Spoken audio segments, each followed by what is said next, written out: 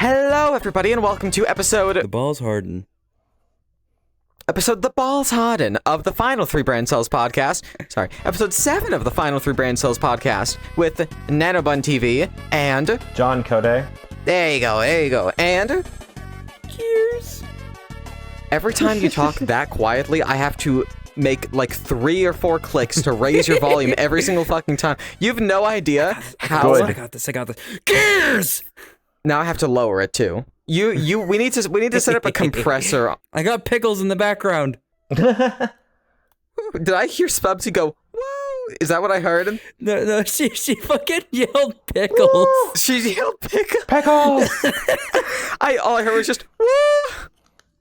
No, she's going, pickles! Oh, that makes sense. Okay. Yeah, baby! That's what we're waiting for. That's what it's all about. Woo! Anyways, what are we talking about today? Oh yeah, the 1,000-year door is real! Can we get much higher? We weren't able to record on the day because I was at LARP. We were not able to record the like 3 or 4 days after the game came out because we skipped a week of recording for once because he was at LARP. But we'll talk about that because it was pretty cool. Well, that was during the weekend of the 1,000-year door releasing. Yeah, it was the weekend. That time, like, I wasn't even going to be around in the first place as well. John was busy because he wanted to get through the whole game in like 4 streams, 4 days straight, and he did so. Pretty much. Meanwhile, I've been taking my sweet ass time, and 3 streams in, I am just finished chapter 2. I'm taking my time, and then God, you're slow. I'm at Hook's Castle. He just arrived at Hook's Castle. I mean, actually, no, I didn't just arrive. I'm right around. I'm at the point, so I had to go... Hooktails Castle, yeah. So, I just got... The fucking thing that kept me from, like, getting, like, further on than where I am right now is one fucking door and puzzle that kept pissing me off. Which one thing. It's the one where you have to turn to a plane to get onto the fucking platform, to get onto the door, to get to the door. But I don't have great control of the plane yet because I don't know how to control it as well as everybody else does. I finally just got it while I was in the car sitting there to pick up my fiance from work. I'm really happy that, Gears and I have never played 1,000-Year Door. Here's all the context. John owns 5 Gamecubes. He's played the game a few times. I've only played the original Paper Mario for the Nintendo 64 twice. I played it twice. I played it once recently, and I played it once when I was a lot younger. Gears never played a Paper Mario game in his life, so we have the whole range. Yeah. So it's a really interesting mix here. Really like it. It's like the best way to have a conversation if you have an expert. You have someone who like is pretty into it and like has experience, but not with the particular one, and then someone who has no fucking idea what they're doing. It's perfect. It's like it's like a gradient we have right here. We have a gradient. Editor Nano put like a soup. It about makes sense. Editor Nano, put a photo of Soup over Gear's face. Actually, no, keep a photo of Soup just like down in the bottom right corner. In my crotch. But just like exactly halfway through the episode, change down there, the bowl of Soup PNG down there to a picture of Soup's VR instead. Like exactly halfway through the episode, like at the like edit the whole podcast. And then determine exactly what the midway point is, and then change it.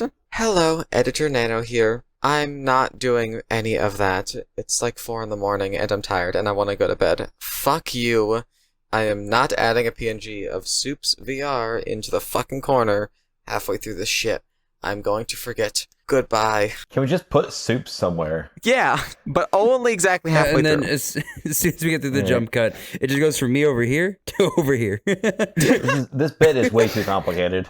Yeah, of course. I saw that so many fucking times last episode. Yeah. So, a bit of context as well before we get into all the 1,000-Year Door stuff and all the other things we're going to talk about today. Hi, we're once again recording this in the wonderful world of VR chat. We're sitting on the couch virtually, except John. John is once again at his parents' house. So he's the cardboard cutout, but you can see... Yeah, cardboard cutout, but you can see this nice visual of his IRL face. Audio listeners, love you to death. If you want to go see John's face, go watch this episode on YouTube or Spotify if you're on a device. John's doxing himself! If you want to see my face and just not Google my name, then yeah, go for it.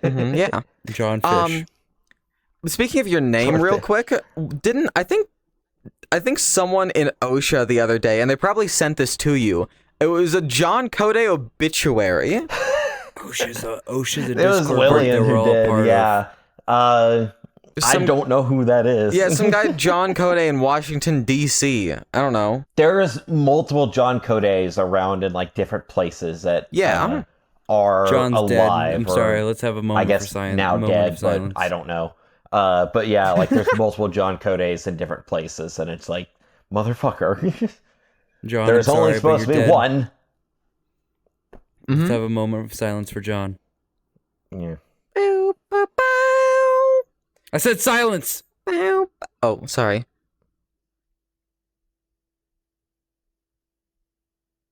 Anyway, so 1,000-year door. The 1,000-year door. Let's talk about it. To add a little bit more information, this is what we're mainly playing is the Nintendo Switch remake. So this is mostly a lot of the experience that we've had. So me and Nano are streaming. Well, I already streamed it. Nano is currently streaming it, and then Gears is just having a good time. Yeah. Like I said, I already streamed it. I think I streamed, in terms of my total gameplay time, was about 30 hours of gameplay time. I think it was probably about 33 to 34 stream hours, somewhere around there. Would you say that for the game you were like speeding through the dialogue, or like were you really taking your sweet time for it? No, that was me taking my sweet time, because we read all of the dialogue and like voiced all the characters, or as many characters as we could. So for my stream, it was not entirely like a streamathon type of thing, because I did stop it between certain areas of time whenever like I had to like stop and stop streaming. I didn't like keep the stream going. I stopped the stream and all that kind of stuff. So, but it was just basically like from the time that the game released to whenever I beat the game, I would just continually stream. And it was all also done for charity as well. So we supported American Association for Cancer Research. That's what I usually support whenever I do charity work. And so it was also like a group of others that also kind of joined in for that. So I had different co-coms and stuff for there. Some of those co-com people I'm going to shout out here is Marcellus Bubblegum. She helped out a ton in that. Derby J Queen, Ivashi, or as I call him, Stampede. Who else joined into some of these calls? Kami Cree, Voyard VR, Raven. But yeah, it was just those groups of people. Big L shout out to them, because they definitely helped out a lot to keep my sanity going, essentially. So why were you losing your mind? Just because how long it was? Just because I don't typically stream for very long. I typically like to stream about like 2 to 3 hours ish. And so whenever the shortest stream that you've done throughout like the past like 4 days is about 4.5 to 5 hours, it's not. And then your longest stream is, I think it went up to about 15 hours. Yeah, you will lose your mind whenever you don't typically stream that much. So absolutely. Yeah, Gears, you can relate to this. Stream. Yeah, you stream. You have an online presence, right? It's opposite day. I have streamed before, but wow. For my stream so far, it's been great, because I've had I've just been sitting in my streaming channel and had a bunch of people pop up as well. I've still been the one voice acting all the characters. I haven't been trying super hard with the voice acting, but I've still like been trying a fair bit. Most of these streams have been like after a long work day as well. So like, you know, I'm a bit drained. My meds have worn off, and I'm feeling kind of a bit sluggish, a bit silly. But it's been absolutely fucking fantastic so far, and I cannot wait to do some more here. I think I also have to stream Monday, I think. I don't know. My schedule right now is a fucking mess, because I have to stream 1,000-Year Door, but I also need to go to work, and then I also am behind on like 3 video projects and like 2 virtual booth conventions. 2 virtual booths for virtual conventions. Yeah, and I need to get all that stuff done before mid-June. So I've got like a week or two. Yeah. By the time this episode comes out, I have a good feeling that I'll still be playing Thousand Year Door. I'll still be going through it.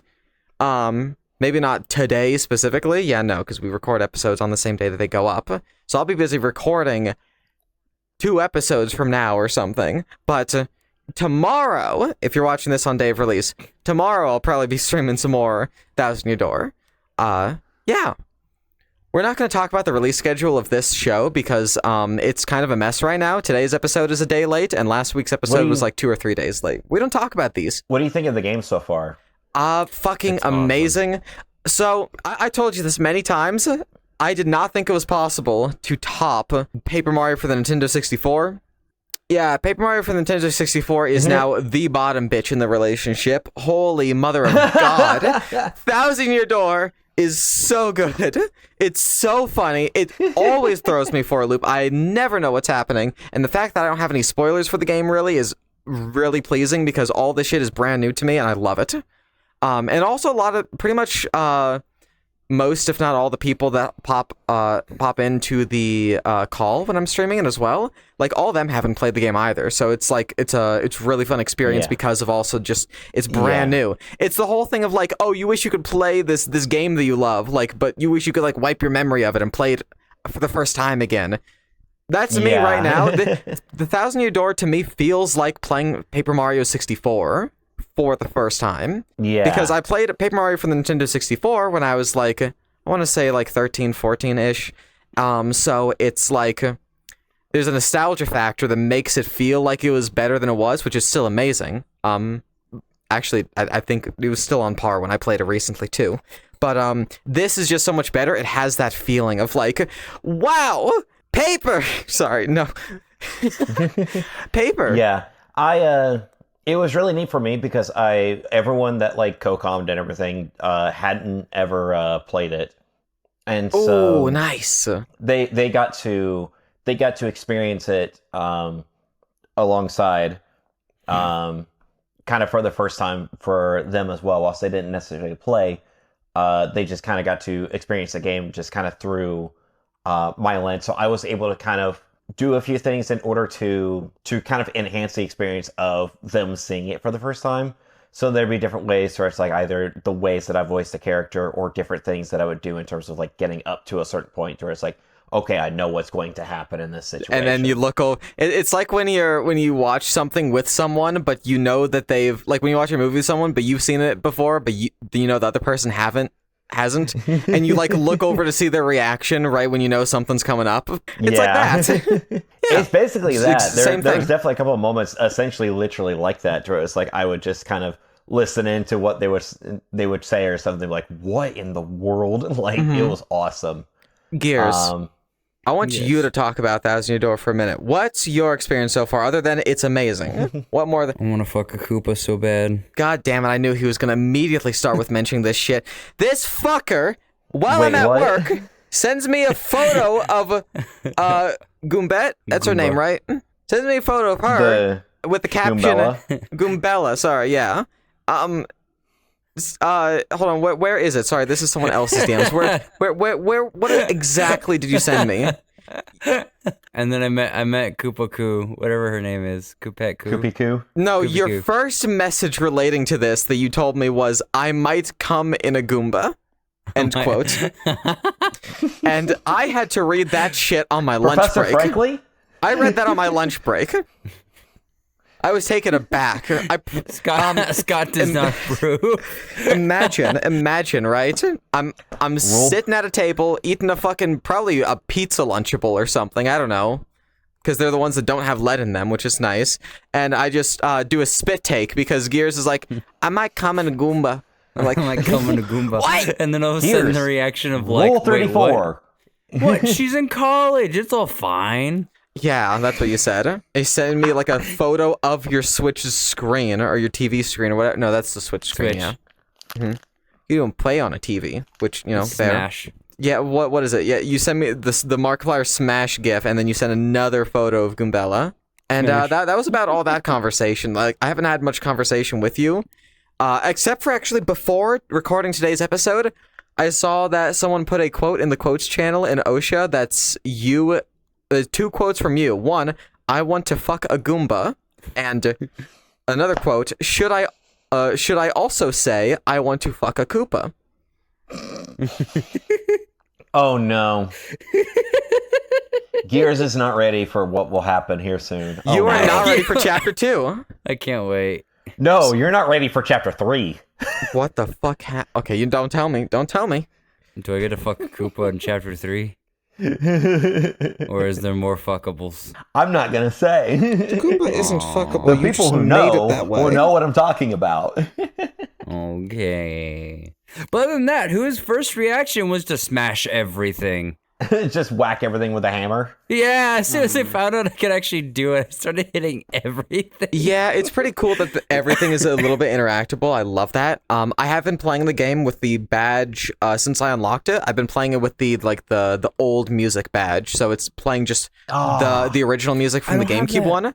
There's a badge somewhere you get in the game that requires 0 BP to select that just plays the music from the GameCube instead of like the slightly better remixed stuff. I have the one for the one you needed to beat the hook, the frog, hook tower, the frog badge. And I'm just like, I think that badge personally is kind of dumb because I went into the fight without it on, and I don't think it was obvious enough that I needed it. No, it was. It was mentioned a few times. It wasn't mentioned directly. It was mentioned like a badge you might need is somewhere in here. You may or may not have already found it. And I'm like, okay, I guess I probably didn't. Mentioned it. If you look at one of the fucking they were Koopas, whatever the fuck you want to whatever you want to call it. Does one of them have dialogue on it? It actually had a note on it, and basically you read it, and it says, for some reason, the fucker's really scared of frog noises. So, was that all within one stream? No, I think actually I read the note, and then I streamed a couple days later, so... Because I totally just forgot about that. I totally forgot about the note until you mentioned it. With the note... Okay, now it's it's fair. It's fair, and it's actually not bullshit. It gave you the solution. I didn't remember that, but it gave you the solution. I've wanted to do like a chapter a stream, but realistically, that's not going to happen. So sometimes it's just like it's really difficult to have to put a stopping point, and then when I dive back into it, the first like 20-30 minutes of the following stream is like I don't know what the fuck I'm doing. But no matter what, it's still always fun, and I bounce back pretty quickly, and it's amazing. So Gears. I just started playing, and it only took me about 2 hours to finish chapter 1. But that's also you didn't finish chapter 1. You finished the prelogue. Or the prelogue, and that was only because I was just fucking around with so much shit. Yeah, I mean that's totally fair. There's so much shit to fuck around with.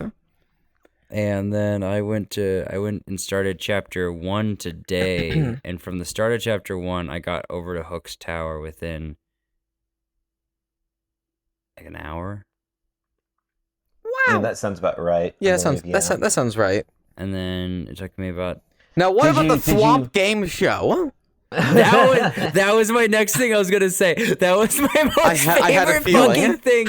You wouldn't have been my most favorite. By chance, you wouldn't have experienced a game show in there. Now, did you?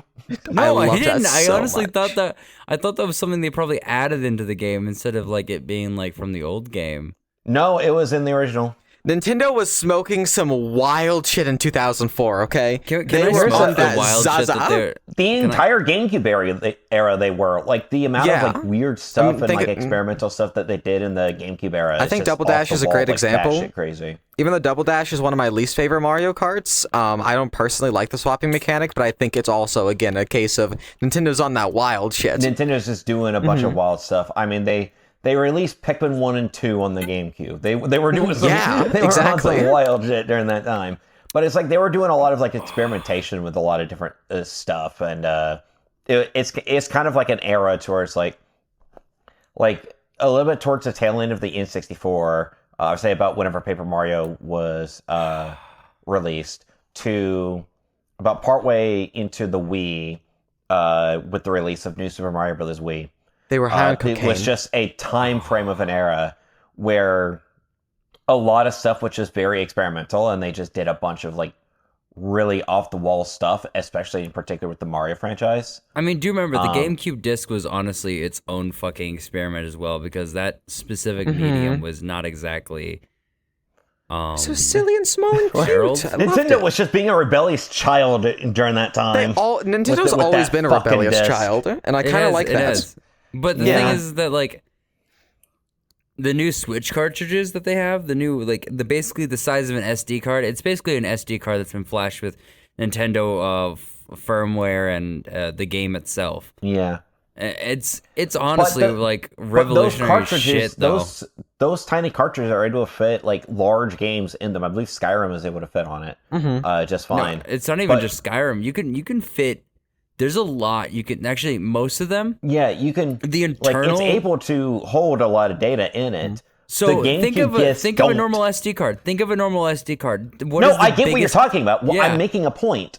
The GameCube disc don't. the GameCube disc don't. Those things were around during a time whenever Xbox and PlayStation 2 were around, and those used full-size discs. So they would be able to store somewhere around 4 to 5 gigabytes on them. The GameCube disc stored like 1 point something, like not even 1.5, like less than that. Gigabyte. That much less. That's the reason why we still have DVDs around and shit like that, because that was the fucking shit that conquered at the that was essentially the shit at the time. So it's just, I don't understand entirely why Nintendo just went for smaller disc. I think there's something about like piracy or something that they were concerned about.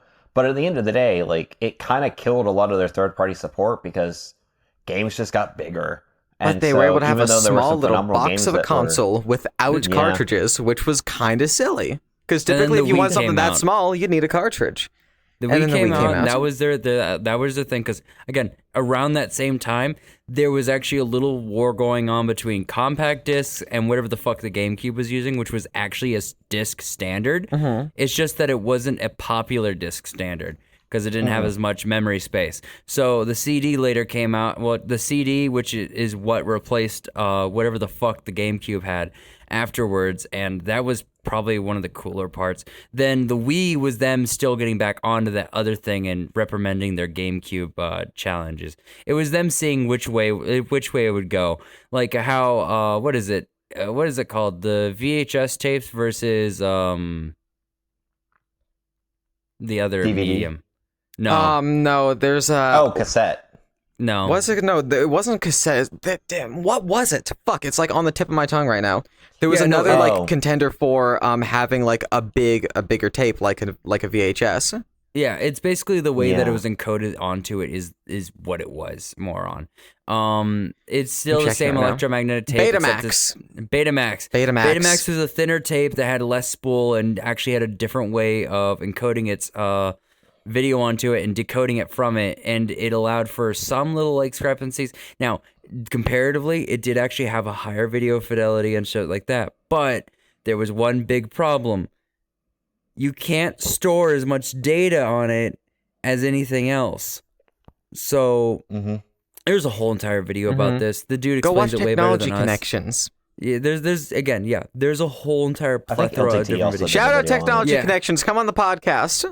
I wish. I forgot 2 episodes ago. I said, shout out Defunctland, come on the podcast. Shout out. I'm just going to start. If we mention any YouTuber, I'm always going to say shout out to that YouTuber and like come on the podcast. You don't need a VR headset. Just come on the podcast.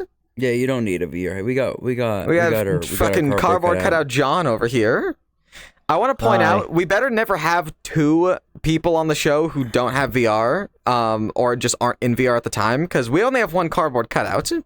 Well, then at that point, it would just be a full-on Discord thing. Yeah. Yeah, I suppose so. Yeah, I think so. But no, now the new one is, and the new contender for data storage is SD cards or types of things like that, instead of having it flash on discs anymore. Well, it's flash memory, or just if you want to get a physical disc versus do you want this? Because the physical discs, no matter what, both are kind of slow. Well, no, here's the thing. When it comes down to the physical discs that are now out today, like if you were to get Starfield an actual disc, it's a 128 gigabyte game. Now, technically, you can store that all on a CD. You can. But what it's more doing is that it's downloading the installation software for it so that it can stream it over to your thing so that it can download the rest of it onto your hard drive. And that's annoying. That's an annoying thing about video game preservation is the fact that games are actually getting like it's one thing when it's like, oh yeah, we're going to stop making physical copies. It's another thing when it's like the games are getting too big to put on a physical copy. That's why the SD card format works. Yeah, like you can have we just have 1 terabyte micro SD cards. That's just a thing. I think they even go higher than a terabyte. Like, they do. Of course, those get crazy expensive, and it's like, why would you want that much data on a device that's so slow? But just the fact that you can put that much on something the size of your fucking thumbnail. There's a whole, I don't remember which company it was, but there's a whole entire fucking system that's right now being in place where they are 3D, like they are doing a 3-dimensional laser etching into glass shards to preserve data for extensive amounts of time. We're talking about almost indefinite. Yeah. Because glass can last for like 3,000 years. There's a Dr. Stone episode about that. Having some of these mediums that just don't... No, like, so they're basically just laser etching 3D information onto it, and then you can read it. Because, that's how records work. That's basically how records work, essentially. And having something that doesn't... having something that's not going to really decay or something, especially just not a hard drive, because hard drives have... they have bit rot. They also fail after like 5 years typically anyways. Yeah. But if your drive somehow doesn't fail, like, then it's going to have bit rot if you don't use it. And if you, like, don't use it for an extremely long time, like over 5 years, the bit rot starts kicking in, and then you're like, oh yeah, I'm going to boot up the drive and, like, read from it once to, like, halt that bit rot process. And then it's like, oh, haha, now I'm going to die. Hard drives are a bit weird. Whenever they're actually not in use, they actually last way longer. Yeah, as in, like, you have it disconnected from everything. No, bit rot still happens. Yeah, I know that they last longer, but bit rot still happens, and then you might be like, okay, I want to plug it in to, like, reset, like, to re-spin it up again, calm down the bit rot process, and then it's like, oh, well, it might just die, because even though... so Mino's computer right now, actually, this is a perfect example of bit rot. Mino's computer right now, whenever I was building it back in the day, I put in a 2-3-year-old SSD. It was a SATA SSD, basically meaning that connects specifically to SATA ports on an M.2. It's basically one of those M.2, my beloved. And the SSDs, if you didn't know, are terrible for long-term storage mediums. They're really great for fast, quick pace, going in and out, but they last very short amount of times. They last like 3 to 5 years. More specifically, it's not the fact they're going to last that long. It's the limited amount of writes specifically. Yeah, but no, they still don't last that long. Really, because my SSDs are doing better than my hard drives. How old is your SSD? Both my SSD and my hard drives are both, I think, pushing 5 years right now. Fuck. I'm doing just fine. Okay, that's good. My drives are pretty healthy. I am having Windows issues, but I just need a clean install of Windows. It might be that the way that you're cleaning it is better than usual. I've only cleaned my computer once since I built it, and twice the hard drive, the SSD itself twice. I've cleaned this off twice. I'm gonna say this is a cut. Taking a shot back to a hard drive. I'm gonna say this is a cut right now. Your mouth is not moving one single bit. What? Well, yeah, no. Well, no. I know why it's not, because you have me muted in the game, so we can do the Discord. Duh. Why is it? Stupid. Man, I don't like that. Stupid. I want to see people's mouths move whenever they're speaking. I built that avatar. I put the brain in there. I made it tiny so I could point at you and say stupid. Cut back in. I want to go back to the topic because I love talking about tech stuff, but we're already like 40 minutes in. I want to go back to 1,000 Year Door. And I still have to talk about LARP. Technically, like 30 minutes in, because we spent 10 minutes before. But yeah, I wanted to mention one thing. You are just about to get to the part where you have the opportunity to smell Hooktail's feet. Oh are my you gonna God. Take it? You didn't have to say that yet. Good. I did not take the offer, unfortunately, but free pussy, world-renowned feet. I made the joke whenever I got there that I'm gonna blame TTYD for a lot of people being into feet. Yeah. I swear to God, if I see high fidelity feet with like shine marks and everything, like the foot fetish kind of photos you get. High fidelity cardboard flat feet. Yeah. Or something like that. My second favorite thing out of the entirety of fucking Paper Mario. Okay. When he goes flat and you start walking. I love it so much. It just leans backwards by a tiny bit, but has like a lip forward. Yeah, it's so stupid. It just waddles, and I'm over here just like, this is the best shit. I kind of want to just walk like this for the rest of the game. I don't care what you say. That's all I do. Do an entire playthrough where you're oh my flipped. God. That's so funny. So they call it the 1,000-year door. Yeah, it'd take more than 40 hours if you played it. It might take 1,000 years if you played it like that. Maybe, just maybe. Okay, especially because you'd never be able to get a first hit ever. You'd always be the one getting first hit. Yeah. Yeah, which would make. But that's like challenge like mode. that. I'm always like that as well. So just win. Just use hammer. You can. A funny thing about the first hit in the Paper Mario games in 64 and in 1,000-year door. Is even if it's a flying enemy, you can still hammer it for the first hit. Oh, I know. For the first hit, yeah. The game just lets you do that. I think that's funny. I when it comes down to the combat, I'm actually pretty well skilled in it. Oh yeah, no. It's pretty fun to learn. The only weird one was the funny part is that when you use what's his name, Cooper. Mm-hmm. Coops. That's what it was. So whenever you use Coops, like Smash Shell, like the special ability that he has. It's easier to fucking do than his actual fucking normal move. That's so true. It's so true. Like, it's just a flick as soon as shell, it pops yeah. up. That's what it is. But his normal abilities like this whole fucking timing shit, and I'm like, I have to spend more time on this. I'm struggling with a lot of those with the timing button things because my capture card's kind of shitty. It's $40. I'm looking at the pass through. I'm not looking at like my OBS window. I'm looking at the pass through. So it should still be pretty immediate, but it's not. So there is not only an input delay between the controllers and the system, but then there's a visual delay of like what's actually happening on the system to the monitor. And on top of that, there's then a teeny tiny hint of audio delay between the video and the audio. So I have like 3 different delays I'm working on. Only 2 of them are actually visual related. The third one is just a teeny little audio one that no one will ever even notice. And because of all that, I'm still doing great at the PvP. I can even hit super guards sometimes. I'm hitting the regular guard mechanic almost always. But the event for the super guard and the more powerful attack, I'm like actually struggling with due to literally getting what I paid for, which was a $40 capture card like a year ago. So, I mean, just pointing that out there. I'm still doing pretty good though. I think the it's a lot less tight, the tolerance for being able to do those abilities, because in Paper Mario 64 there's no super guard, there's just regular guard, but the regular guard was far more difficult than it is in this game.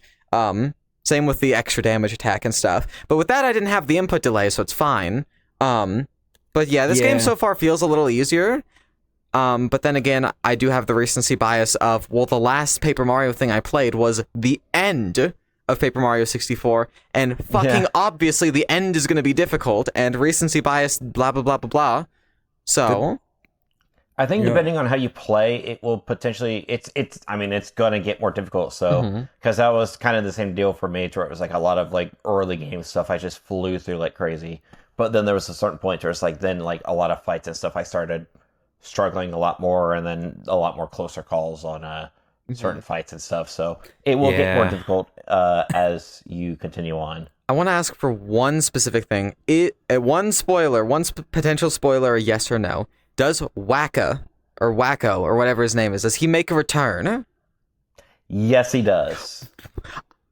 That was a completely out of nowhere guess. I'm so happy. I want to play the game now. But you can't. Don't worry about that. Tracking issues. Here. I'm trying to think of what chapter. Don't tell me when. Don't tell me when. I actually want to know. I want him to just appear. Don't tell me when. I'm just very happy. I know now. My foot is not. If you're exploring often, then you'll find him. Perfect. You'll find him. Good. because I loved Wacka in Paper Mario 64. That's how I ended up doing really good for my second playthrough. Is I just took all the Wacka bumps, took like 3 or 4 trips to town, put them all in the store, and I used them mainly for the Cloud boss. Is the one I struggled with when I was a lot younger. I constantly struggled on that guy. Yes, Gears. Okay, I wanted to get over to the LARP because we're getting into the hour mark.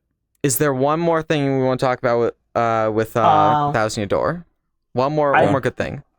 Maybe something about chapter 2. We're like at the 37-minute mark. I'm like subtracting 10 minutes. Because because we fucked around. Before, right. So something about chapter 2. Well, what's funny about chapter 2? Well, Gears, you're gonna.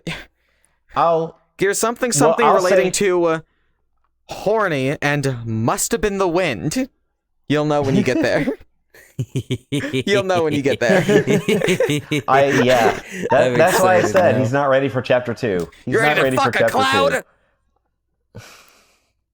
He's nodding. Audio listeners, he's nodding. Stop talking yes. right there, Nano. I'm not gonna talk about that portion of chapter 2. That one you have to learn all on your own. However, chapter 2 is just there's so much funny shit in it. I love it.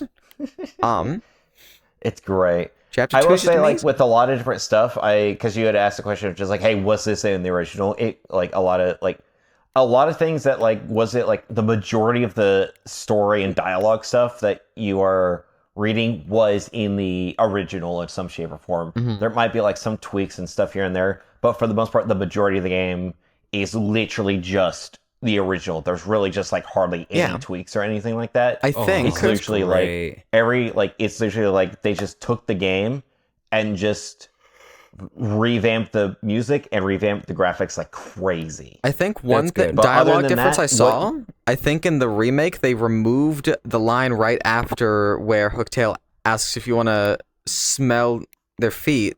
I think in the Nintendo 64 one or so I heard there's a line like right after that. If you say no, it's like, oh, it's like it's free or something. People pay good money for this, unless that was just people posting misinformation on the web. Which I don't happens. know. I don't remember for sure. I'd have to look, but I think I remember that line in the remake. But like, that's awesome. For the most part, like it is literally just the original game. There's a few tweaks, there's a few small additions and stuff, but there really isn't that much removed. There's some dialogue changes here and there, but for the most part, like it's the original game. And you're running it in 16:9 HD instead of 480p, 480i actually. But in general, like this remake is definitely like the definitive way for people to be able to play it now. It is not to mention it's not going to cost you an arm and a leg for a physical copy on eBay. It is. Is it like how they did it with the Link to the Past remake? How that one is honestly like now the most definitive way to play it. I don't remember. I'm not for sure because I didn't play A Link to the Past. I haven't played either. Or was it Link's Awakening? The remake. It was Link's Awakening. It was a Game Boy one, right? Yeah, it was the Game Boy. Yeah, Link's Awakening is the Game Boy one. Yeah. It was that one. But in terms of just in general, like I had a wonderful time with the remake from start to finish. I loved every moment of it, and I think it was especially special for me just kind of going back and being able to relive a lot of that kind of stuff and be able to re-experience my the childhood game in such a really like insane modern way. So I think in general, like for me at least, like it was a phenomenal time from start to finish. There's some post-game stuff that I still need to do that I'll probably try to get to on a stream. It's probably going to take about like 3 or 4 hours to do. But there's some post-game stuff that I'm going to go through on stream at some point here in the near future. But for the most part, like just a phenomenal, wonderful experience from start to finish. So I'm really excited for you guys to continue it. Yeah. Oh, I can't wait. We'll have to come back to this when you guys actually do finish. Throughout like the next 3 or 4 episodes, maybe even next 5 episodes, we're probably still going to have, maybe not immediately open with the section of the Thousand Year Door, but we're probably going to have a small Thousand Year Door portion in like all the foreseeable episodes, because Gears, you know, he's got like IRL things and stuff to do, and I have that combined with the fact that I'm just taking my time through it. But that's resulted in some really great streams. I'm really glad I've taken my time through it, and I've like just slowed down for like bits and jokes and stuff. And that's like kind of just really made me feel a lot better about streaming recently, is just being able to do the kind of style that I want to. Because I like hyper loud streams, fast-paced streams sometimes, but only sometimes. This is like the style that I'm doing for Paper Mario. It's like, this happens to be the perfect game, perfect story, perfect gameplay, and like perfect people around me at the right time and everything. It's like just exactly what I want out of like doing a stream. No, it's perfect. It's just a doobie in your mouth. Doobie, doobie, doobie, doobie. Okay, so how was LARPing? The reasoning why we had to cancel fucking stream last week is because I was at LARP. I was playing. Can you explain what LARP means to those who actually have no idea? Because live action role playing. There you go. Live action role playing. Live action role playing. Like, no, we're not. I think most of our audience is going to know what LARPing is. I think that was a really dumb question. Well, actually, no. I'm I know a lot of people who actually don't know what LARPing is. The majority of people that I have talked to about this outside of the LARP community have not known what the fuck it means. Yeah, no, a lot of people don't know what that means. Yeah, like in our communities. If you walk up to someone on the street and you're like, "What's LARP?" They're like, an illness? I don't know. So LARP is a live action role playing. No, we are not in cardboard costumes like how they had it portrayed in the 80s and 90s, where basically we're throwing sacks at each other going fireball, fireball, fireball. This is fireball. This is the a hacky more sacks are actually on fire. This is more of a combat orientated RP style. So specifically, not much magic. There is some magic systems in it, but it's not too complex. There's not really any elven characters or anything like that. The only thing that's out of human range is orcs and the undead, and that's and trolls, and that's it. And those are played by certain people that volunteer to be beaten the shit out of. And I'm not kidding you. They volunteer to get beaten the shit out of, and that's it. Because you basically have infinite armor while as an orc or a troll, and it takes a lot just to take you down. So it's just people going. When we inevitably get witchy for the first guest episode, and we put him in the cuck chair that I actually am not gonna bother placing in the world because I'm too lazy. But I'll put another bottle of orange juice on the shelf, that's for sure. Can we just have him be the guy we can beat up? Like we can just say, yeah, this is the LARP episode, just for the purpose of just being able to beat the shit out of him? Please? Yes. Yeah! And he will not watch this episode. He does not give a fuck, so he is not gonna know. Nobody spoil it, or I'm gonna kill you. In Minecraft. The specific LARP that I was at, if you ever want to get into LARPing, and you can also look into your areas about it, this is specifically a Midwest version, is in Midwest of the US, and there's people who come from all the way from Arizona to come to this thing. And he's been also mentioned several times on another YouTuber's channel, which his name is Skilltree. I actually got to meet him. He was a pretty great guy. Just honestly, really great dude to talk to. I walked up to him in a pair of booty shorts and asked if he could remove my ticks, which he then did so. Hell yeah! Except for one of them, Gerald over here on my left leg. What? My left leg. He was a bitch to take out. I asked him if I could. Oh, he's not there anymore. Okay. He's not there anymore. I thought Gerald the tick was still on your leg. So I asked for the tweezers and I immediately got the tick out. It was a dog breed. It was a dog tick. Don't worry. It wasn't. So the specific area we were in this year was London, Kentucky, at a specific place. Wait, they have London and Kentucky? Fuck, the British invasion. Sorry, continue. They're back. No, we can't have those things here. I said, I'd like to go ahead and hit the joke that the UK is probably like the most celebrated country because almost every other country celebrates that country getting away from the UK, just escaping them. And for us in the US, that's 4th of July. Yeah. So London, Kentucky, and basically the event's called Reckoning. This year we also called it Muckening and several other things because how muddy it was. The land wasn't exactly the best with the 2 tornadoes, or actually 1 tornado and very high winds on the second one, or on the first one. Yeah, our tornado touched down like near our location, and so we're all tenting in like very old Do style not mention tents. tornadoes around me. Good God. No, it was fucking scary because It's scary because they don't have any fucking infrastructure out there where they're doing the LARP.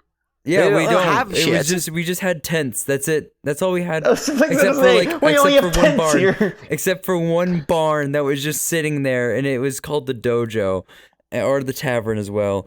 And I had such a fun time. Oh my god! So first night of getting there, doing setup. Not much happened. Bridge building, rainy as shit. We set up all the tents in the rain except for mine, and then I drove off, went to a hotel for the night because I was tired as shit from driving all fucking night and then not having a comfortable place to actually sleep. One thing, pause that for a second. This is why if I go travel fucking anywhere for any reason, anytime in my life from this point on, I have to fly. I have to have a good enough paying job so I can fly. So I can fly places because I was fixing to say road trips I've done. I've not. I don't drive, but I've been driven 1, 2, 3, 4, 5, 6 times halfway across the U.S. and back. So I've pretty much the width of the U.S. I've traveled 3 times. Think about it that way. Yes. Not when your entire fucking backside of your vehicle, this includes where the people usually in the back seat sit, has been lowered and everything is full to the fucking brim with shit. I can't think of anything in my life that I would do that would involve bringing that much shit with me. I would always make sure it fits in like a luggage or 2. That check-in bill would be insane. Yeah, no. So we're scaling down next year so that we don't have as much shit. We didn't need to bring some of the things that we brought. It was our first time going LARPing and actually doing this. Yeah, it was my first time LARPing. I had such a fun fucking experience doing it. I honestly loved it. I didn't know what I was going to get into. My fiance actually was the one to drag me out. The Reckoning has their 4 cultural groups, which are basically based off of real life cultures, but you take inspiration from them to make your entire kit, character, and everything else. There's the Suzak Mar, which are the Asian inspirations, and basically they are they're refugees from their original homeland and onto where we are right now in the actual world in the Reckoning LARP. Then you also have the Vaticans, which are the northern bitches. They're basically Celtic, Scottish, and Vikings in general. They're pretty cool. Then you also have the Hadrians, which are basically Roman, German, French, and several other inspirations. And then you have the Rivellins, which are European, and just kind of think, kind of like a bunch of farmers had fucking weapons, or also another good one is Robin Hood. Think of Robin Hood. Ooh. A bunch of farmers having weapons. That's just farmers in general. Yeah, that's just a farmer. That was how it was also explained Midwest, to some so of us. Do they have bazookas? So, oh yeah, can I clarify to the people at home who don't know what the fuck a Midwest is? Because honestly, the actual regional location of the Midwest is not really. It's more like the dead center. Midwest America. But yeah, it's the dead center of the U.S. Specifically, the Midwest is like the dead center of the U.S. and also the top center. The top center and the middle center, not the bottom center though. That's like Texas and stuff. We consider that the South. Above the South is the Midwest. That's what we call it. I don't know. It's honestly, when you think about it, it's fucking stupid. And the only 2 I know is like the South and the Midwest, and then East Coast and West Coast. There's probably some like 5th category as well, but who the fuck cares? But so then we go back over to everything else. So we have a bunch of different inspirations. We've actually almost entirely banned the use of Japanese stuff. And this is only because of how much weeb shit there is. And I'm not saying that weebs are bad. I'm just saying that if every single person in the Suzak Mar are fucking samurais and samurai armor, I swear to God, I'm gonna blow a top, because that's what happened the first year whenever it happened. I believe it. Yeah, you gotta have a little bit of like of rules. So that way it's actually like not everyone is the same fucking thing because it's the most popular thing. You have to have people start using their brain and get creative. Stupid. It was really stupid. But now we have a bunch of guys who are actually more Middle Eastern and Asian inspirations, going from everywhere from the Middle East to the Philippines and everything like that. It's super great. I love it.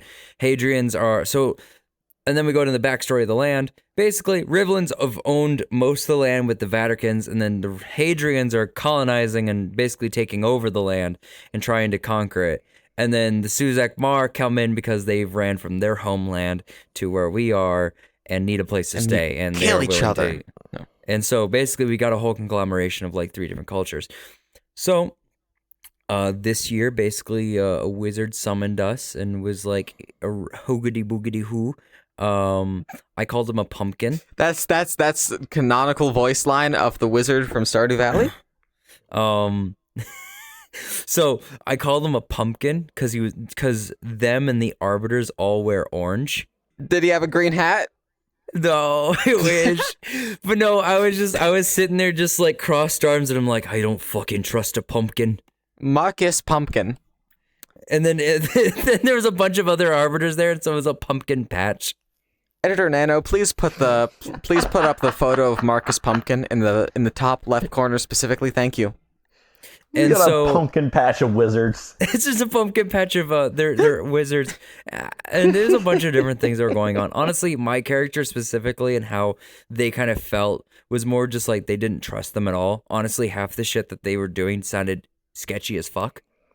Because they had a ritual that was like the first thing that happened, and as soon as the ritual was like literally protecting themselves against the demonic beings that they have summoned. We need to protect ourselves from the things that we brought on. Yeah, they didn't give it to the rest of the march. They're just like, yeah, let's only have it for ourselves. You rat bastards! What the hell? And then there was a guy who got attacked right at the edge of the forest. And so he immediately went down. He was the first person to go down in the entire game. And it was only because something happened, and we don't know what the fuck happened. All we know is that there was no wounds on him or anything like that. And he said that there was a giant fucking orc that was 3 times or 5 times the size of a normal orc that he's never seen before. So he went searching through the forest. My character went searching through the forests and kind of was like, and I was building up a backstory because I'm more of, when it comes into my LARPing or just my RP style, I like a lot more, what is it called? Acting style where you have no script. Improv. Improv. Yeah. I'm more of an improv. I like improv. And it's kind of the only way I can really do it. I say that, but at the same time, I'm not good at improv, but I want to be, but I'm not. So, basically, I was going through all the things, and then I got to flex my brain a lot, and I deciphered a cipher within 1 day. Nice. They didn't expect it at all. They expected to be done by the 3rd day. I did the entire cipher. They're going to be confused by it for so long. Hey, I found out the entire thing because it was basically I had 6 letters that were actually given to me that were in the alphabet and what they were to like 1-to-1 to it. I wish it was a little more complex, but it wasn't. So I was kind of like, well, it is technically in the original tongue, and so basically speaking, it is about the same. It's the way you read it that'll be different. And that is so funny. So basically, I got 6 letters, and I had to plug in words and see what the letter would make sense for it is, and then plug that in as the new letter that I have, and then continuously do that as it grows. I did that in 1 day. That's awesome. Good job. And then I was able to read it by the 2nd day. Good job. That is incredible. It was so much fun. And and then when it came down to battles and fighting, I didn't get much action when it came down to that, but that's also because I'm Squishy Boy.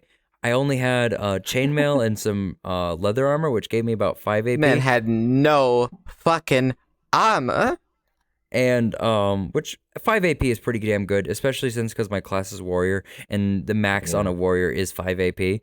Am I allowed to put the photo that you put in the group chat here so on I'm going to screen? state this as a thing. Even if I were to purchase the photo and actually have it without the watermark, I'd still like to post it with the watermark. Yeah. Because I honestly love the photographer's job. And I think the watermark doesn't actually retract from it. I think the watermark, if anything, adds to the photo a little bit, which is weird to say. Am I allowed to put that image up on screen, though? Because I think it goes hard. I have no clue. I would say just put it up. This podcast is brought to you by the wonderful copyright law in the United States called fair use. Anyways, there we go. So we're good. Yeah. They did some wonderful photography and they took so many goddamn photos. And honestly, even with the slight little mistake they have in their editing skill and their editing, and it just might be because of like some other things, there's some little things. But again, they're also going through thousands upon thousands of photos. So I don't really, I don't care. Doing a yearbook for 3 years, I understand that.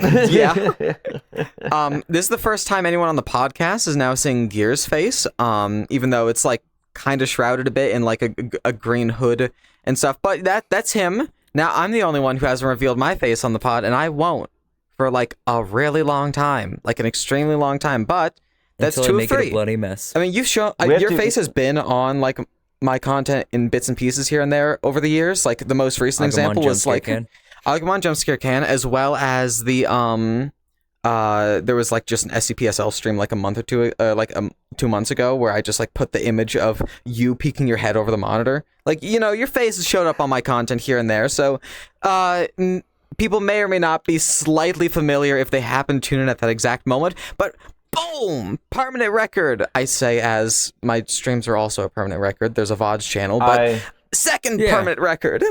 So I'm assuming like a lot of this stuff in terms of LARPing is like a lot of it is very closely related to like how D&D works a lot of the times. Not with the rolling and stuff like that. A lot of it's more your physical action and how your brain actually functions. Yeah, of course not with the rolling. Like I'm mainly talking about like the role-playing part. Like essentially it's kind of like the role-playing aspect of D&D, but in a real life setting, and you're able to dress in all the different stuff that you have and all that kind of stuff. Yeah, as long as none of it's modern. Can I say something offensive, but that's a joke, but I know is gonna get this this episode more dislikes than likes. Oh my god. It's D&D, but good. I'm kidding. I'm joking. Disney would like to know your location. I'm getting fucking obliterated. Bye. Actually, that is a spell. Actually, it's annihilate. But yeah, it's kind of just like you're able to do that kind of stuff in real life, essentially. So okay, here's actually a really great example. So whenever the undead, so undead, how they work is basically they are almost unkillable except by certain blades and weapons, which I was figuring how to make those, or by flames. And so whenever they go down, they'll get right back up. They'll come down again, get right back up again, and then you have to actually burn them, not like with an actual fire, but with a spell. And so roleplay fire, yeah. You had over 205 people facing 6 guys who were undead. 6 guys. Yeah, we have 250 people versus 6 versus 6 zombies. How is this going to go? Actually, I think I can get you guys a photo of it so we can have it in the VOD or something like that. When you say that, I'm thinking of like for some reason Shaun of the Dead, but like instead it's like, you know, 200 people and there's like 6 zombies. Yeah, I don't know why. That's how it is. I haven't watched Shaun of the Dead in a couple of years, but it reminds me of that. I'm trying to remember exactly what the movie called it. I think it's Timber. I could be completely wrong. But it's like Norman the Norm or something like that. It's the one where it's like the kid's name is Norm or Norman or something, and he can see ghosts and stuff. And there's like a witching hour or something that's potentially going to happen, where it's like the dead will rise. And so some of the dead do rise. There's like a couple of different zombies that come around town. They go into like a small town, and then there's like a bunch of people that were in a bar, and she's like, "Them there's some zombies," and then it cuts to like later on, it cuts to just them beating the shit out of these zombies, just like a bunch of these redneck folk, just like beating the shit out of them with like bats and sticks and shit. Some of them are getting shot by shotguns and stuff. It's the fucking funniest thing, where it's like, oh, these people would be scared. No, they're rednecks. Do not underestimate the power of rednecks the amount of violence that they are willing to cause. I'm gonna cut you off there. I was guarding the forest with another guy. I had a bow set on me right at that point. The entire time I was using a Geralt steel sword from Witcher. Oh. Yeah, there was a few people who got them, and one of them put them in the public use pile, so people could use them. Most of my armor and garb the lost and found. Yeah, most of my armor was public use armor and stuff like that. So And one of my friends gave me it. They were pretty chill as well. But no, I had an archery set that was also a part of the public use pile because I didn't want to grab the sword. What's the gravity gun doing in the public use pile? What the hell? I don't know. But so I just had a couple arrows on hand and like just in case any shit happened. So we were walking through the forest and the guy notices a bag and I'm like, "Oh, that's a pretty bag." Grabs it, looks inside of it, grabs what's inside of it. Fuck. What was in there? It was a piece Did of I just malice. eat a fuck? Oh, I ate a piece of malice. Shit, my bad. So a piece of malice in game, what it does is that whenever someone who is not an artisan, which an artisan is anyone who is a potion smith, bone knitter, or spell scribe, people who make the spells, make the potions, heal your wounds. Mm-hmm. If you're not one of those three, as soon as you let go of this thing, or in any way, shape, or form, this means including putting in a chest, putting on the floor, putting in someone else's hands, you die. Oh! Who was holding it? Did you hold it? I have it, and if it's in a bag and you pick it up in the bag, it is immediately one of those cases.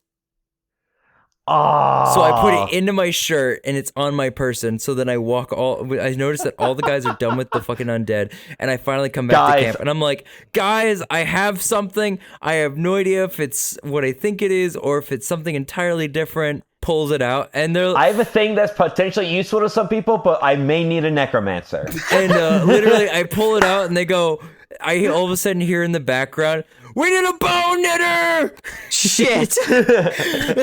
Where's an artisan? Jesus Christ.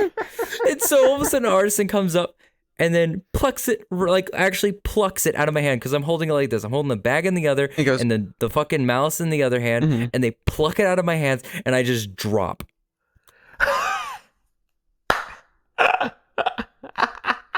I just drop onto the floor. Not even like a soft drop, just a fucking limp. Boom. You went full committed to it. Yes. I literally just went limp noodle. Perfect. Oh, that's so funny. And so I went limp. This is the part where we killed him. Yeah, and all of a sudden a bone knitter like flops me, literally pushes me over so I'm like on my back. And then just starts like pounding at my chest. Jesus Christ. And then it revives me. And that was the first time I went unconscious, which is technically what a death state is the unconscious state. When someone has to get you from unconscious state to a live state, that is you don't permanently mortal fucking wound. die. That is a mortal wound. And for warriors, if they get 5 mortal wounds, they go to oblivion. That's permadeath? And that is a permadeath. It is oblivion for about Third's gone. About 5 minutes, and then you come back.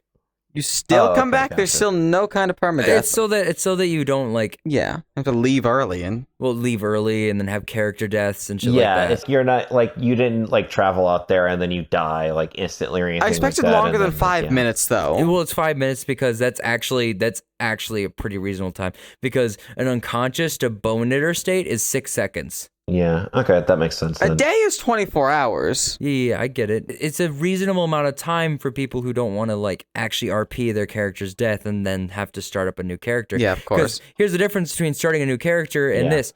As soon as you start up a new character, you have to change up how your garb looks. Yeah, so bring 7 wardrobes like you. Ooh, yeah. That is expensive as fuck because already my garb, even though being the most basic bitch, was over $200 just to make. Yeah, sounds about right. Wow. Mm-hmm. Yeah, Money. No, wow. the cowl I have is a $70 cowl and some other things. It's easy to make. It's just. Did you say cow? Cowl. Cowl. Okay, I thought you said cow, and I was like, cows are not $70, my friend. They're definitely more expensive. No, the couch is a $70 couch. Cows are a little more expensive than $70, but I don't know where you're getting your cows from. Are you sure that's not a bull? Are you sure you've not been drinking cum? No, I just know a little bit about the cow industry, and you could definitely sell any form of cow more than. I live in Oklahoma. Shit, that's true. I'm surrounded by a lot of cow farmers. I forgot everyone in Oklahoma is just part of their elementary school education that they have to know how much a cow costs. It's called ag. whenever it comes down to it, yeah, that's how the death works. That was my first time getting a mortal wound. I got 5 silver for it, and it was so much fun. There's an actual economy in this fucking thing. They actually mint coins for it and hand it out to people. You get 5 coins for every single person. You get 5 silver that you have to grow or spend either how you want. And items in the game. I got several things. I got a book and a mug. Some people bring just random ass items that they're willing just to get rid of because they're like trinkets and shit like that. Yeah. For silver. So not money, silver. That is so cool. So that reminds me very specifically of a video that People Make Games made somewhat recently. I believe this was, let me check, about half a year ago. God, half a year ago now. We roleplayed The End of the World with 4,000 other people. It's this big roleplay event called The Wasteland. But it's both like, there's a lot of casual in it. There's a lot of like diehard in it.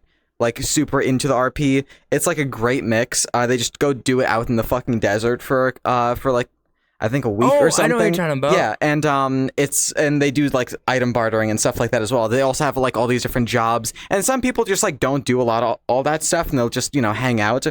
I like that a lot because it's like all the options available. Do whatever the fuck you want. That's kind of how it is here as well. Shout out People Make Games. After this episode, if this is still the most recent episode of the podcast, or you're out of episodes to watch, go watch that People Make Games video because it's actually like really, really interesting. I thought like, oh yeah, this isn't gonna be that cool, and then I came out of it being like, that's the sickest fucking experience I've seen in my life. It's kind of how LARP is. That's kind of how Reckoning is as well. Hold on, wait, John, what were you gonna say? Nana watched the Hitler hentai and found a new kink. Anyway, go on, Gears. So I wish I didn't let him have a moment to talk. Continue. So, okay. I got a, because I didn't go in with a tankard or anything for drinking. By the way, I drank a lot. It was water mostly. And I didn't have a tankard. Perfect. I got a water skin that was really shitty. I really don't like my water skin, but I have it. And I got a tankard for 4 silver. Which doesn't equate to actually any currency in real life because there is no equation for it because they don't have it where you can like barter back your coins in that you all have at the very end. So basically, all the items that you bring in for trading and bartering in game stays in game. Yeah. So it is, and you get the 5 silver automatically. So basically you're bringing a bunch of items that you don't want anymore and basically want to get rid of, or bringing it specifically because you want to be the richest fucking man in the goddamn RP. I wonder, exactly like that other video I was talking about. Same thing. I wonder as if like you could like barter a video game console. Just bring like a Dreamcast and just like, I shall barter this. It's like, what the fuck? I got actually quite a bit of coin, and because of how the currency was going, because of how some little kerfuffles in the actual like between staff and people brought coin from the old game, like the game before, and it was 800 silver that they had. Oh my god. And they brought it back into the game and then brought it into the mix. Now, gladly they were throwing it at people, but this is also because they were the rich asshole that was like, here you go, peasants! Ah, my peasants! Have some coin from my wonderful pockets! No, they're literal silver, like they're metal coins. They're probably aluminum, but they're like metal coins. So funny. They're fucking awesome. And the dude, like this is before we even got our coin, like everyone got their coin. Just throwing aluminium coins at people. It's just so funny to me. He's literally just the king that throws coin at people, and it's fucking hilarious. This is his entire personality. So during the game, after it started, and everyone got into character, because they have a whole getting character session of like helping you get into that kind of mood and mindset. Mm-hmm. They then just push you off over to your camps, and then you guys have trade. You get your weapon inspected to make sure it's all okay for LARP, so you don't, stab someone with a fucking fiberglass bullet. And some other things. And they also give you the coin as well and stuff like that. And I got coin because during the midpoint of me figuring out the cipher with the priest, or actually he was a librarian, and he was also being priestly at the moment because the priest who was actually there was like, hey, do you want to join the clergy? And so he joined up with the clergy as well. As we were deciphering the ciphers, one guy came up to him and was like, hey, I just got down by a Suzak. I just got down by a Suzak. Can you help me? Because I lost the key. And they went, oh shit. Ah, shit. We had to go grab it back. So I got all my armor back on and I got all my shit so I look like I'm fucking Menace, like that photo. Except you have a fucking sword that it's a hand and a half and it's over 36 inches long. Jesus Christ. It is a long sword. It is literally a long sword. And I have it goes if I were to wear it on my hip, it touches the ground. So he said his dick was this big. And I said, that's disgusting.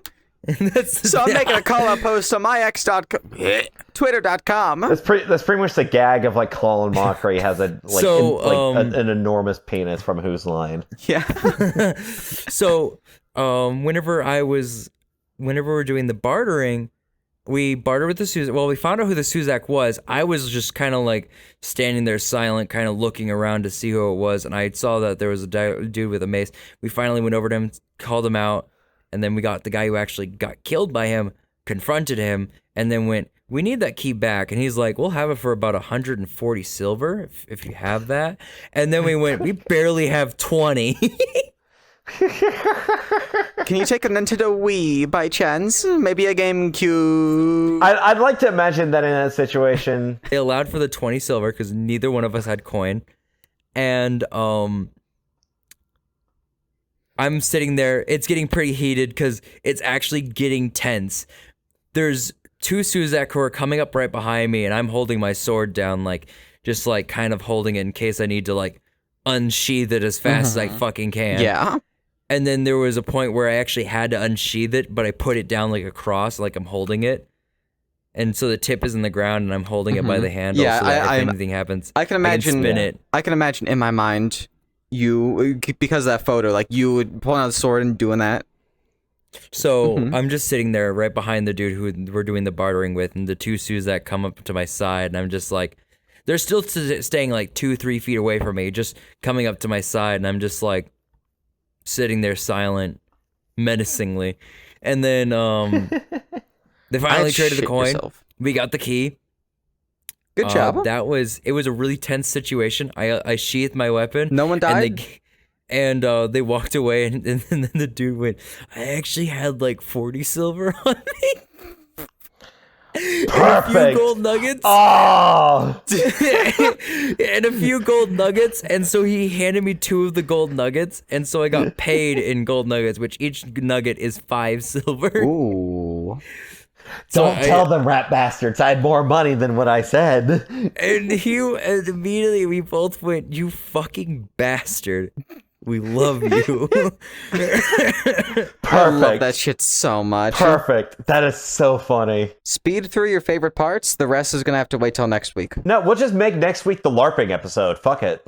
You're getting one more thing you get to say. Not even speeding through the rest, but just one more thing because we gotta wrap. If I might suggest, the hiding in the building due to a tornado, though. That's gonna be next time. Well, now I've said it. Or no, are we gonna? You know. Let's keep it as a teaser. Let's keep it as a teaser. Next week, let's go ahead with that, and let's also I'll show you why my vomit was purple. I was kind of wanting to mention one last thing, and this is because of the tornado. If it's really short, go ahead. The tornado that actually hit us, and this was the one that actually touched down. Basically, happened around 2 a.m. in the morning, and we got an immediate call from someone someone actually came over to the out of game camping and actually started screaming, "Get to the fucking dojo now! A tornado touched down." So I started screaming my lungs off. I didn't even know if my voice was going to be healed for this episode at all. You've heard how my voice sounded during the first part of this week. It sounded like shit. It sounded like shit. I don't know how the fuck I sound like this right now. So while running over, because I was screaming my head off, and then I finally stopped screaming, and I finally was getting into we need to run now kind of mode. And as soon as I did, someone left their fucking what is it called? Someone said it. Someone said the actual name. I keep calling it a pavilion, but it is a something. Basically, basically a pile of metal. The mud was fucking slippery. Shrek decided to take my knees and slip me into a pile of metal, which my ass decided to go, nah, fam, we're gonna take the full front of this blow, and I hit it, and I have a giant bruise on my ass, and it is a fucking huge. We'll have to talk about that tornado next week, because there's a tornado story that I have that we can cover next week. Mm-hmm. Yeah, you can. There's still a little bit more for you to elaborate with the tornado thing, just in general next week, as well as all the other things. That's only half of it. Be here next week for more of that shit, whatever the fuck else also happens next week, and the 2 things I mentioned. This was great. I think this is This episode, you know, there's not as many jokes, but I think we talked about a bunch of really cool things, and I enjoyed that as well. I like bouncing back and forth between a joke-heavy episode and then, like, talking about a bunch of cool shit where all 3 of us are, like, super, super into it. I'm really enjoying this. We got a couple more of these episodes here where it's just the 3 of us sitting on the couch together, and then we're going to start going into probably every other episode will be a guest episode. So be ready for that as well. The guest episodes are going to be a blast. But we got enough bullshit to talk about for another couple episodes before we go ahead and do that. Probably around episode 10, you'll start seeing guest episodes. Somewhere around there. I'm super excited, though, for just the future of this podcast, and I'm really enjoying it. We're all enjoying it, right? Right? Yeah. Say yes. Please say yes or I wish I would tone down on most of the Hitler jokes I keep making and some of the extremely crass shit I've said. I feel embarrassed to sometimes mention this to some of the guys anywhere else. Look, the episode 6 kind of just had a little bit of camel-related 9/11 jokes because the camel hit the Pentagon or something. I don't know, like the animal. I only remember this because I was working on editing episode 6 last night. I'm like, why the fuck were we talking about camels? Oh yeah, camel, because Mark Hamill. Because the video where Joe Biden's like, may the 4th be with you. And then Mark Hamill shows up and he's like, always. And then John's like, Mark Camel? Camels hit the Pentagon again. Mar Camel? The camel? The first camel is at the May 4th, sir? That's just fresh on my mind because it's funny. I've been NanoBunTV. This has been a cardboard cutout. Okay, I guess I just don't get to say who I am. John, say you are. The cardboard cutout of... I guess I just won't now. The cardboard cutout of... No. John, I swear I'll put my testicles in your face if you don't say anything. On the gay month? Fuck, we never even talked about Pride Month. Happy Gay Month, everyone. Anyways, who are you? I'm straight. Give us your name. I was going to, and then you interrupted me. Cardboard. No. And... Gears. I'm planning on getting my Fiverr stuff, trying to get it all situated, because, again, I don't know exactly how I should market it myself. Eventually. I don't know how to sell my porn. What? No, your voice, your vocal cords, not your genitals. Oh. I still don't know how to. He's gonna be for hire for voice acting sometime soon. And then John, all of his things at Mythos Makers, and then all of my stream and video projects and all that cool stuff. What? Spuzby I hear in the background, Spuzby goes, or you're not allowed to. Right, you're taken. You're not allowed to, not without me. Yeah. Oh my god. Anyways, you can find more episodes of the podcast, all the other platforms the podcast is available on, and all of our own socials and all the cool things we do, and more at F3B Podcast.com. The letter F, the number 3, the letter B, podcast.com, because we can't do FTB because that would be Feed the Beast, the fucking Minecraft mod pack people. So it has to be F3B, but it's fine. It's fine. It's silly. It's great. And nothing is wrong. Nothing is wrong because what was I going to say? Good night, everybody. What's got 127 teeth and holds back a beast? What? My zipper. Outro.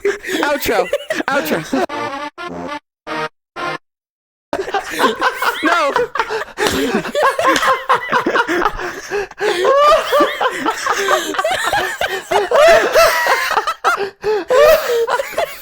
I'm so happy you said that. That was like the best outro of all time.